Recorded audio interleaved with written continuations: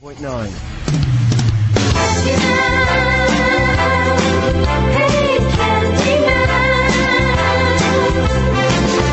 So, as I may have mentioned once or twice in the previous 2 hours, Simon Callow is now sitting opposite me, and there it is. All is now safely gathered in terms of heroes, and people ticked off the list who I had to meet. That's as big a build-up as you're going to get, Simon.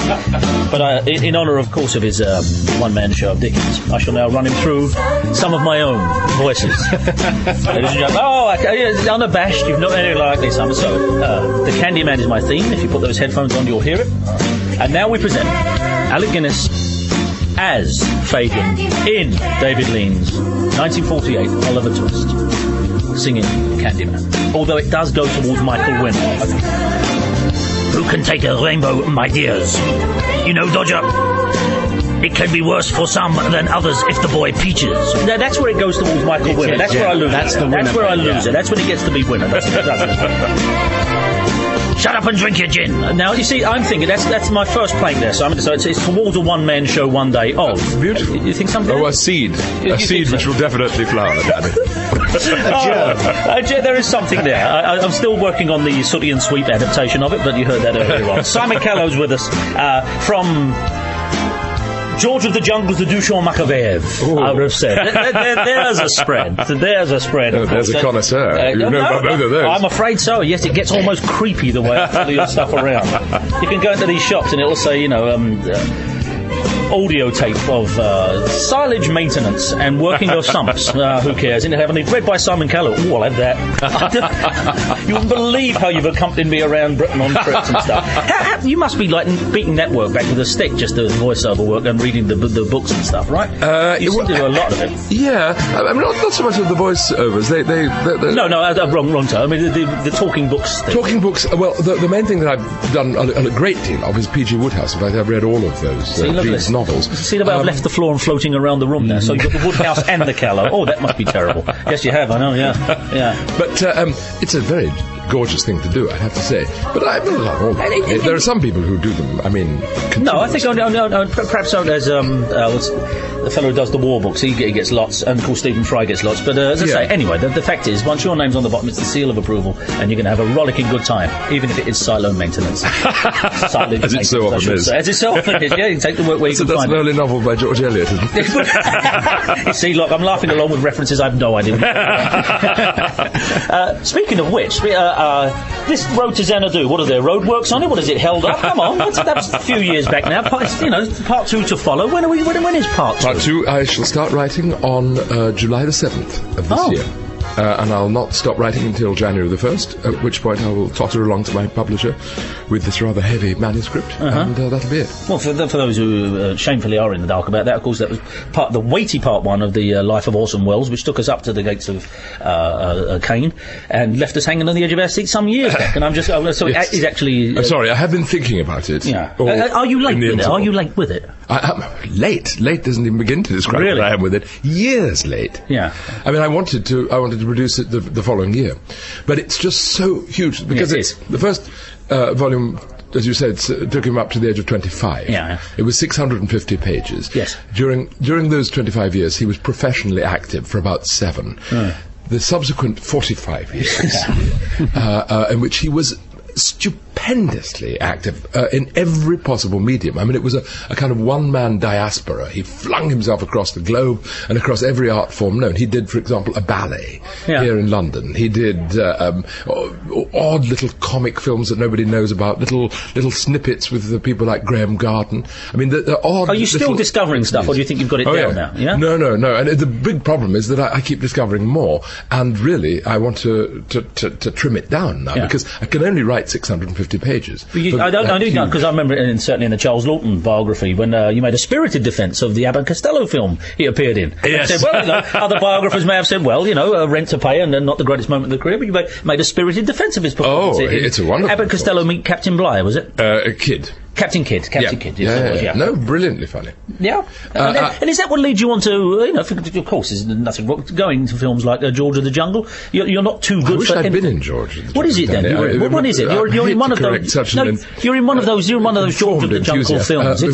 You play someone in the jungle. You play some kind of... Ace Ventura, Pet Detective. Ace Ventura. Please, let's be precise about these things. Here it is. You know? Having professed my undying... I've confused Ace Ventura, Pet Detective 2 with George of the Jungle.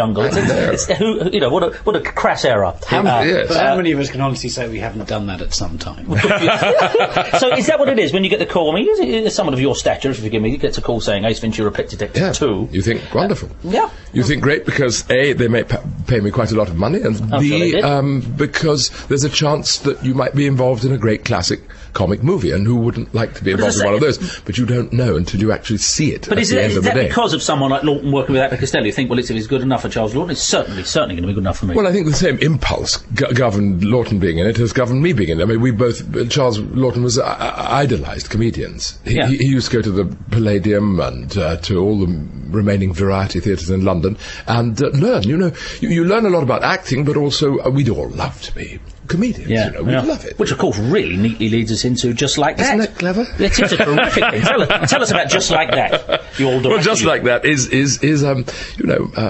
a very affectionate evocation of Tommy Cooper. The whole idea of it was to see whether you could sort of bring him back to life again, basically. It in no way attempts to psychoanalyze him. It basically attempts to stage a small variety show with Tommy at the absolute centre of it. And as a sort of bonus, like in the latest DVD, you get to go backstage with Tommy Cooper. And of course what you discover, which is very amusing to me, is that Tommy Cooper backstage was exactly the same as Tommy Cooper on stage, as you know yourself. I've told, I won't labour the audience, but I was just saying off the air that the couple of times I, quotes, worked with Tommy Cooper, yes, he brought in props that you thought, well, that's going to bring the house down tonight, and he wouldn't use it on the end. You say, what happened to the little flimsy yellow suitcase that collapsed when you put it on the floor? I brought a few. And that was it, the gag was over, got a little laugh from there, it was there, and he just did it for us. Absolutely. What brought you to the work, anyway? How comes... they just, the usual thing. Somebody said, look, we want to do a play about Tommy Cooper. And I wasn't very well informed about Tommy Cooper. I'd seen him just once or twice and seen millions of people doing their impersonations of Tommy Cooper, of course. So that was my only worry about the work, that perhaps it may be exhausted, this kind of idolising of 60s and 70s comedians. But of course, top of the shop, Tommy Cooper. What is there, like we said about Orson Welles, is there much left there? Did you think... Oh, no, there was nothing new. Absolutely not. No, the impulse was different. The impulse was... And it was the producer who commissioned the play had just literally thought one day how wonderful it would be to see Tommy Cooper and live, and also to laugh in the way that one laughs at Tommy Cooper. And very few modern comedians, brilliant though they be, actually produce that kind of laughter. Entirely that. I mean, it's a curious kind of... I think it explains the... tremendous and deserved success of Peter Kay, because if you go and see Peter Kay, there's no side to it, there's no post-modern, nothing's in quotation marks. He rattles around and tries to give everyone a thundering good night, and out they go. There's no comparison between Tommy Cooper and Peter Kay. But well, the great genius of Tommy Cooper was to combine magic with comedy, because your conscious brain follows the magic. You can't help but watch it closely to try and find out how he's doing it or how he's failing to do it or whatever. It's a sort of narrative, the magic.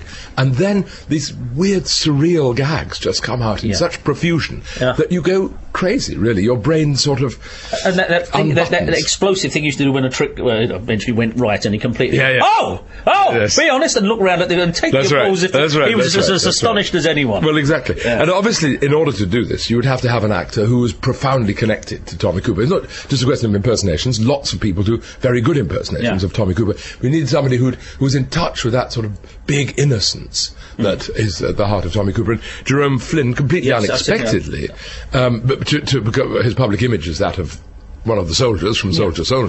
And in fact, this big man, Jerome, has something of the soul of Tommy Cooper. Absolutely does. I mean, it looks like... I mean, when I saw him on something the other day promoting it. And, you think, well, we'll be the judge of that with Tommy Cooper. And he stood up and he thought, dear God, this is like an absolute hand and... Okay, we'll be right back. Where you go, Ola?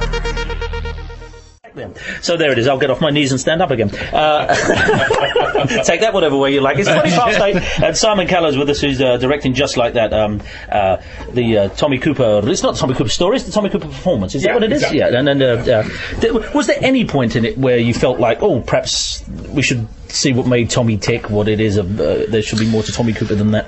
No, first of all, I think that it would be the wrong medium in which to do that in. I mean, I can well imagine a documentary which went into that, or possibly a play which investigated that. Is there something there? I mean... well, look, the man was an alcoholic, a workaholic, and a jokeaholic, and there's all of those three conditions are it's to some degree neurotic, of course, but basically it's about performance. He discovered he had a genius for performance, and he wanted to keep up at that level. It's what you find with rock stars. But it's not like the Hancock thing, whereby, you know... He wasn't a depressive at all, no. I mean, he had rages. He was rather childish in some ways. And waiters. Enormous fella. I would say, a huge fellow. 6'4", and actually... technically speaking, acromegalic. That's to say, he had a gigantism, you know? Oh, you can see that by the face and everything, feet, huge hands. Yeah. It was a pituitary gland dysfunction. And to say, but I don't want to go into the one thing you've eschewed in the thing, which is, analysing him, but was it a particular product of a particular time? Was it the whole army and the era of comedy? Would that kind of humour, was it of its time? He grew out of the great tradition of the music hall. Yeah. He hardly actually appeared in music halls himself. It was almost dead by then. But people like Max Miller were his god. And that's the way, comedians usually grow from looking at other comedians. And the kind of comedians he was watching were people like Max, who had fantastically zany brains, and who basically created characters which they honed, and with which they created this extraordinary umbilical connection with their audiences. They did it on behalf of the audiences. When you were saying earlier, you said, you're in awe of comedians, as you said most actors seem to be, and yet still the thing persists about that, the tragedy is the hard thing to do, and it's still not given its due. I mean, you rarely get... I mean, as I remember it, Ace Ventura, Pet Detective 2 wasn't nominated for an Academy Award, as I remember, but you rarely get comedies in that way, and that will never be corrected, I suppose, will it? Well, No, it's very, very hard. I mean, it's a sort of gift of God, comedy, isn't it?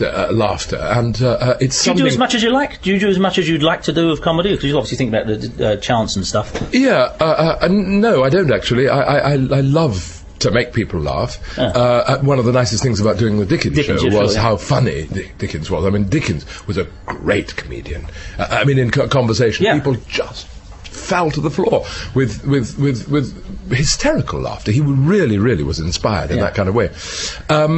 I'd love to do more farce. I think farce is a great form, and really difficult to do. And you need massive energy, huge commitment, big choices. I like all that very much. It's extraordinary, as I say. I mean, the Whitehall Theatre at one time, of course, was the home of the farce, and what's it been now, 25 years, I think, since one's been there? Yeah, I think so. About that. Yeah. How comes, and forgive me, I mean this absolutely straight, how comes, and how far are you from being Sir Simon Callow? What's the story there?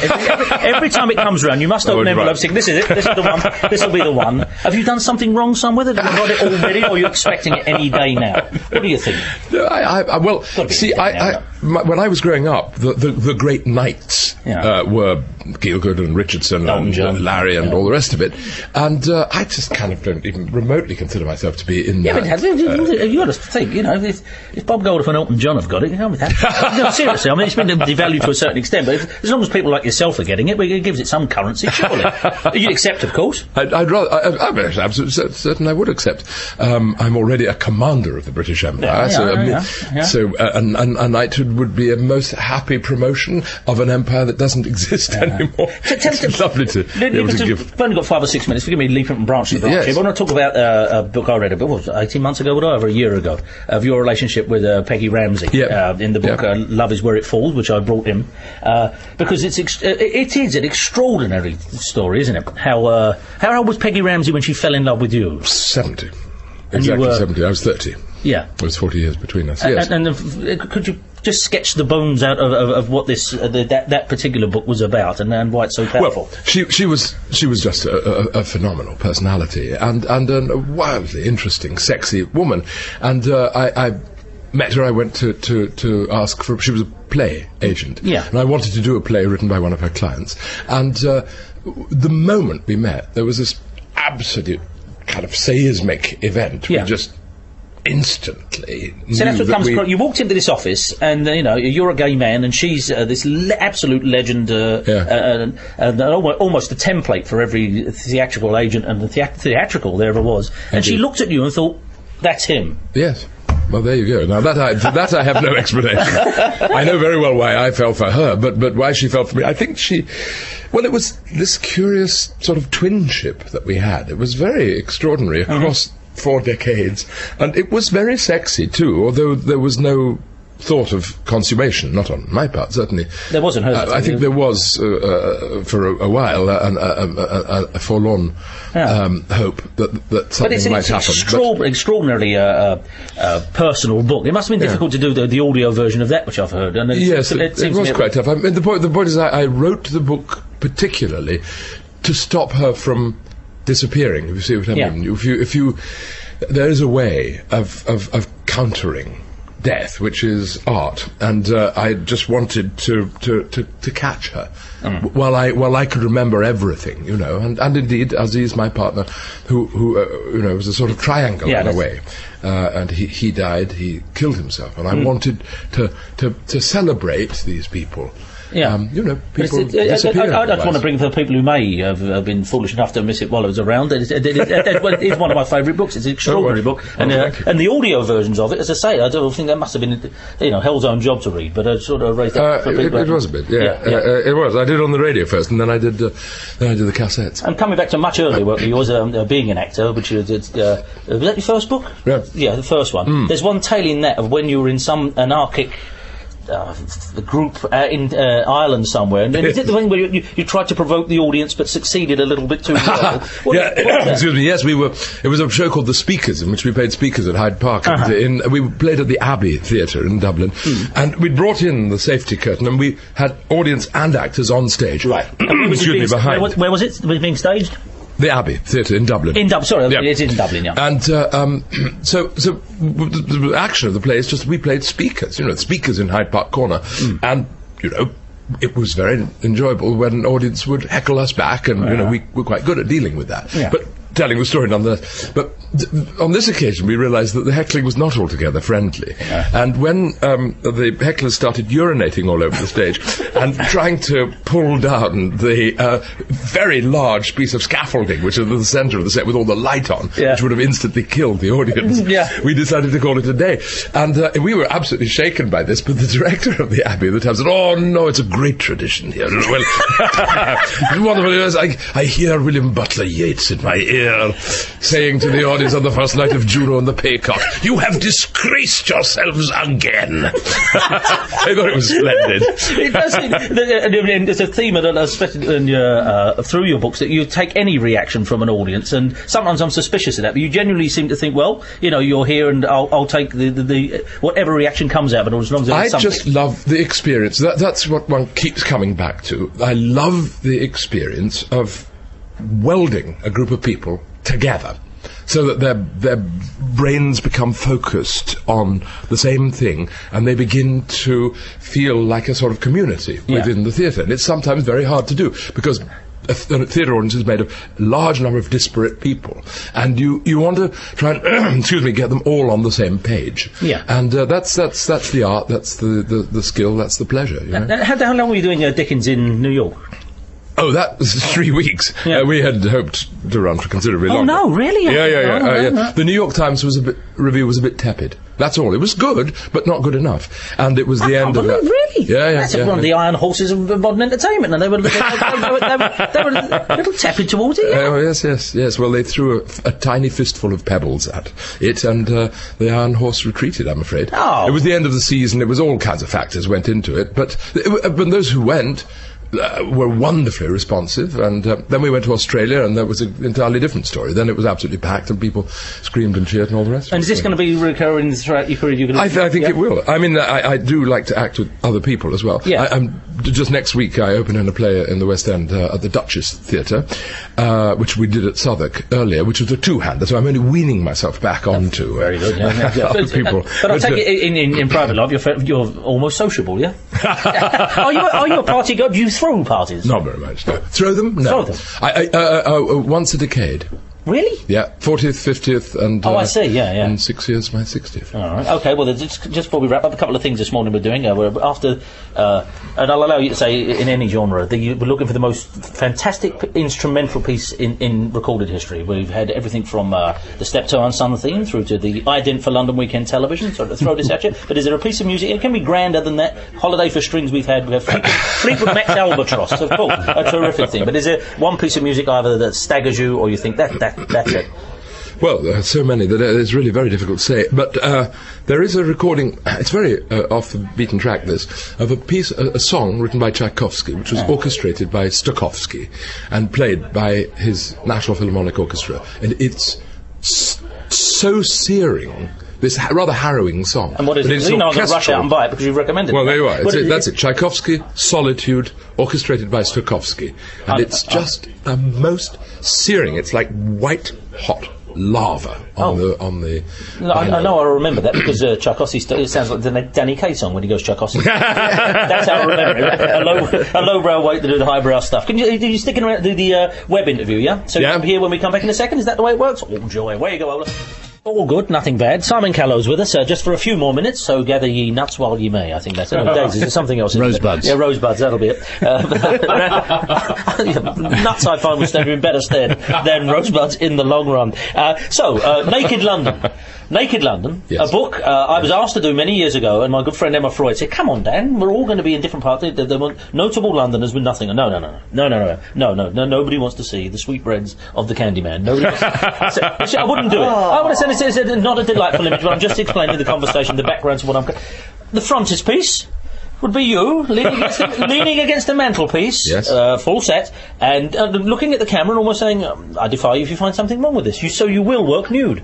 I will. I have worked, yes. Many in fact, some people think it's in my contract that I always appear nude. But that's not so. It's only the strictest artistic principles. When was the very first time you worked nude? What was the very first performance? In a play at the a now vanished theatre called the Almost Free Theatre in Rupert Street, and it was called Passing By. And the very first time you step out from the wings, I mean, I know you have a philosophy about this, it's your problem if you have a problem, but the very first time an actor steps out, because I'm very close to telling why I then go to the theatre for 9 years because of hair. It's such a tremendous story, but the very first time you step from the wings, yes. With nothing on, yes. It's not an easy moment, is it?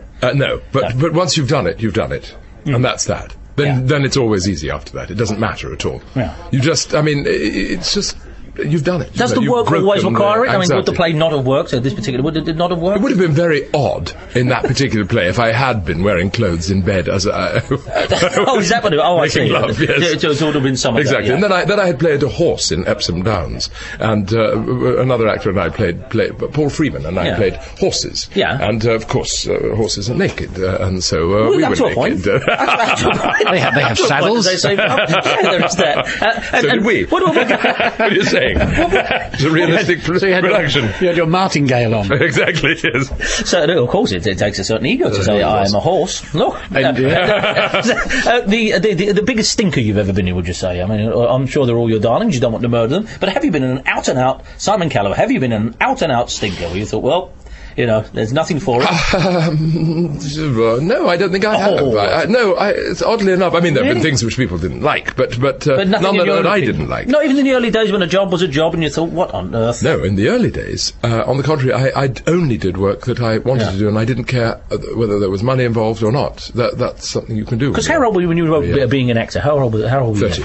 Did you not feel that it was presumptuous doing that at the time? Yeah, but the whole point of it was to write about what it's like to be an actor beginning to find your way in the theatre and all of that. That was the whole point of it. Was the problem with most theatrical memoirs is that they're written in the golden glow of memory, and I wanted to write it while it was happening. Yeah.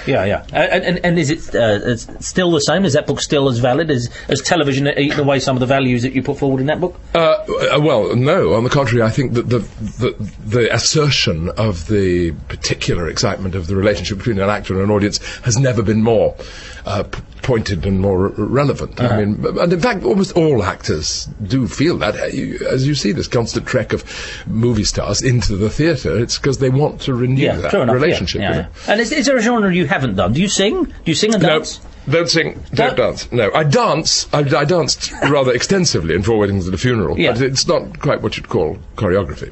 No, that was a real person dancing, so everyone was allowed for. It's a Terpsichorean effusion. I can't. No, I have a very unreliable ear, and it's a bit of a mystery because I'm rather good at imitating voices and so on, but I'm very, very unreliable in terms of pitch. I basically blame my finger, my dear dead grandmother, who had perfect pitch, so she couldn't endure to have her children sing around her because they would disturb her, and so my mother didn't, songs my mother never sang me. My mother's completely without music. I say, but you like to sing, because Stephen Fry is just about... No, my sister has the worst voice in the world.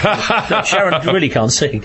Stephen Fry's second, but do you like to sing? Do you sing indoors just for your own... Oh, yes, I make a terrible racket. Yes, but it's something you wouldn't want to pay. No, I'm certainly not going to drag it down particular hell. But we've been talking about the Dickens things, and certainly the books suggest nothing but a fellow who's always immersed in heavyweight works, Ace Ventura and Tommy Cooper and such. Were you ever a flower child, or do you like pop music and things? No, I have to say.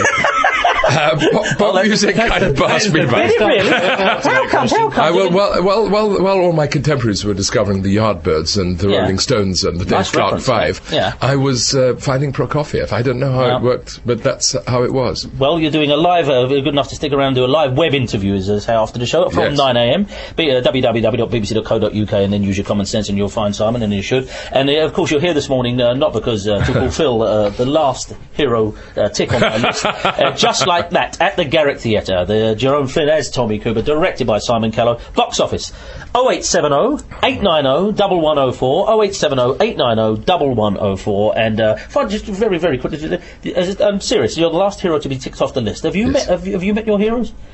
Some of them, yeah. They're mostly musicians, classical musicians. And I've met a lot of them and worked with a lot of them, and I'm completely gobsmacked. Well, I did a good job covering mine up, I think. But and I also met that Keith Ralph of the Yardbirds, but that wouldn't mean anything. Thank you very much indeed. It's been everything I thought it would be, Simon Callow. Thank you, Daddy. Just like that. Bye-bye.